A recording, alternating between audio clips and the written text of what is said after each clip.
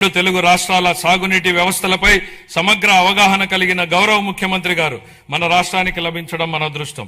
పట్టిసీమ వంటి పథకాలను ఆయన సక్రమంగా ప్రణాళిక చేసి అమలు చేయడం ద్వారా రాష్ట్రంలోని పలు ప్రాంతాలకు జలభద్రతను కల్పించారు.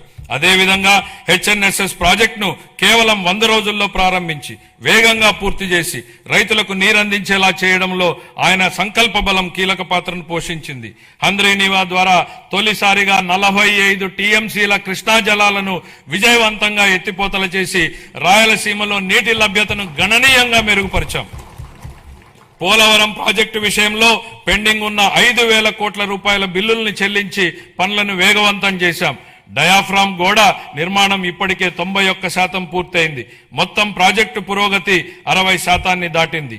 వెలుగొండ ప్రాజెక్టు బీఆర్ఆర్ వంశధార దశ 2 అలాగే వంశధార నాగావళి మరియు నాగావళి చంపావతి నదుల అనుసంధాన పనుల్లో సమాంతరంగా గణనీయమైనటువంటి పురోగతి సాధించబడింది.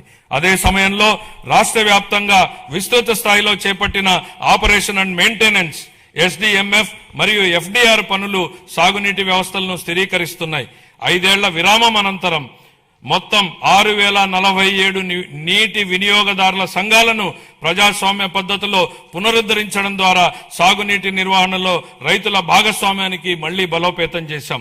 ఇక ముందు బీఆర్ఆర్ వంశధార 2, హంద్రీనీవా, పూల సుబ్బయ్య, వెలుగొండ మరియు పోలవరం ప్రాజెక్టులను పూర్తి చేయడానికి మా ప్రభుత్వం కట్టుబడి ఉంది. రాయలసీమను శాశ్వతంగా కరువు రహిత ప్రాంతంగా మార్చడానికి పోలవరం నల్లమల సాగర్ అనుసంధానంపై మేము చురుగ్గా దృష్టి సారించాం.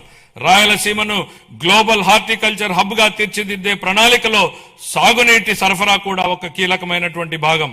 2026-27 ఆర్థిక సంవత్సరానికి గాను జలవనరుల శాఖకు 18,224 కోట్ల రూపాయల కేటాయింపును ప్రతిపాదిస్తున్నాను. వ్యవసాయం, పశు సంవర్ధక, ఉద్యానవనం, మత్స్య సహకార రంగాలు. వ్యవసాయం గాడి తప్పితే మిగతా ఏ రంగానికి సక్రమంగా నడిచే అవకాశం ఉండదు అన్న ఎంఎస్ స్వామినాథన్ గారి సూక్తిని గుర్తు చేస్తున్నాను అధ్యక్ష.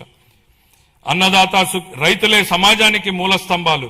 వారు పండించే ఆహారమే ప్రతి కుటుంబానికి మూలాధారం. అందువల్ల రైతుల సంక్షేమమే మా ప్రభుత్వానికి అత్యున్నత ప్రాధాన్యం. అన్నదాత సుఖీభవ పిఎం కిసాన్ పథకం కింద 2025-26 ఆర్థిక సంవత్సరంలో 46.86 లక్షల రైతు కుటుంబాలకు 20,000 రూపాయలు చొప్పున పెంచిన ఆర్థిక సహాయాన్ని అందిస్తూ మొత్తం 6,600 కోట్లను విడుదల చేశాం.